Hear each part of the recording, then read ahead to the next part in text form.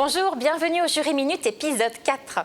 Bonjour, aujourd'hui nous avons deux sujets à l'ordre du jour, à savoir la clause de retour conventionnelle dite facultative, que j'animerai avec deux étudiants du Master de droit notarial de Montpellier. Et pour le premier sujet, je te laisse la main, Céline.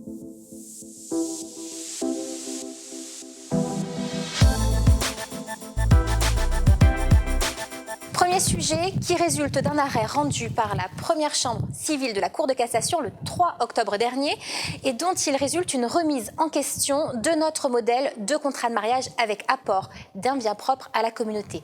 Pourquoi ? La Cour de cassation nous dit, attention, le mariage n'a pas encore été célébré, donc il n'existe pas de masse commune, de masse propre pour un époux et de masse propre pour l'autre époux encore. Donc, le conjoint qui apporte ce propre ne peut pas prétendre à avoir une récompense.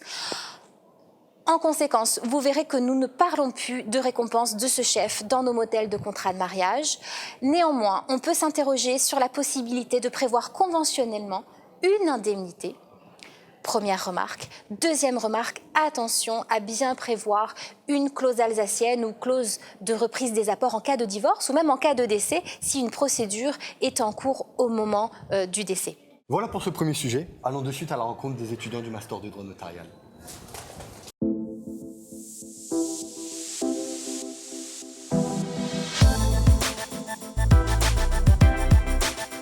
Voilà, nous sommes dans le bureau des étudiants du Master de droit notarial de Montpellier, en présence d'Estelle et de Loïs. Bonjour les filles. Bonjour. On va parler du coup de la clause de retour conventionnelle, alors automatique ou optionnelle, ça va être le sujet. Loïs, peut-être peux-tu nous parler de qu'est-ce qu'une clause de retour conventionnelle ? Oui, alors la clause de retour conventionnelle est prévue par l'article 951 du Code civil. Pour qu'elle soit mise en œuvre, il y a des conditions qui doivent être respectées. Donc elle peut être déjà mise en œuvre que par le donateur. Et il faut pour cela qu'il y ait prédécès du donateur seul ou alors du donateur et de ses héritiers. Et peut-être peux-tu nous parler également aussi des effets ? Oui, alors les effets sont prévus par l'article suivant, donc l'article 952 du Code civil, donc qui prévoit que lorsque la clause de droit de retour est mise en œuvre, elle résout toutes les aliénations des biens et des droits qui sont donnés. Et donc le bien retourne dans le patrimoine du donateur, comme s'il n'en était jamais sorti. Donc c'est un effet rétroactif. Et il y retourne exempt de toute charge et hypothèque. Il y a quand même une exception qui est précisée par l'article en ce qui concerne l'hypothèque légale des époux. Sur ce point des effets, il serait intéressant d'évoquer quelques petits points jurisprudentiels. Donc Estelle, est-ce que tu peux nous en parler ? Donc, comme l'a dit Loïs, la clause de retour conventionnel a un effet rétroactif. Le problème qui peut survenir est que, comme le donataire est réputé être le véritable propriétaire à partir de la donation, il peut avoir constitué des droits sur ce bien, comme par exemple une hypothèque, qui pourrait se retrouver anéantie dans le cas où le donateur exercerait son droit de retour.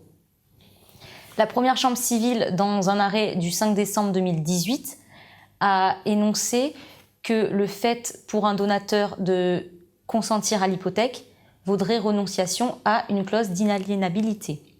Ce raisonnement peut être appliqué également à la clause de retour conventionnelle. Donc, si par exemple le donataire a consenti une hypothèque sur le bien, dans le cas où le donateur exercerait son droit de retour, le créancier hypothécaire se trouverait privé de droit sur ce bien car l'hypothèque disparaîtrait rétroactivement et il deviendrait donc un créancier chirographaire, ce qui pourrait poser problème pour lui car il serait dépossédé de sa sûreté. Dans ces cas-là, pour le notaire, avec son devoir de conseil, il serait peut-être plus prudent d'avertir le créancier de cette situation afin que sa responsabilité ne soit pas engagée pour une effectivité de l'hypothèque. Il pourrait même insérer une clause dans l'acte démontrant que le conseil a été apporté. D'accord. Et que peux-tu nous dire sur l'éventuelle plus-value aussi également lorsqu'un bien a été donné et qu'il y a des améliorations qui ont été apportées dessus et que doit s'exercer le droit de retour ?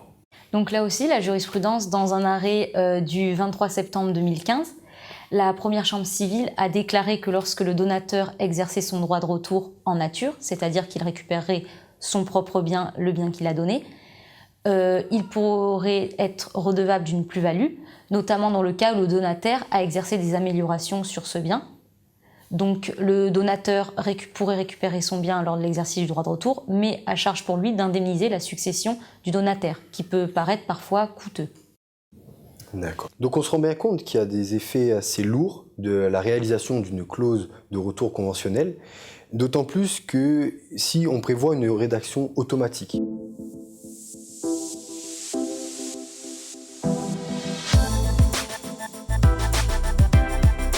Le donateur aurait la faculté de choisir si oui ou non il souhaiterait voir réaliser le retour du bien donné à son donataire dans le délai de 3 mois. Ceci lui permettrait effectivement de se prémunir d'une situation familiale ou matérielle qu'il n'aurait pas pu prévoir au moment de la donation.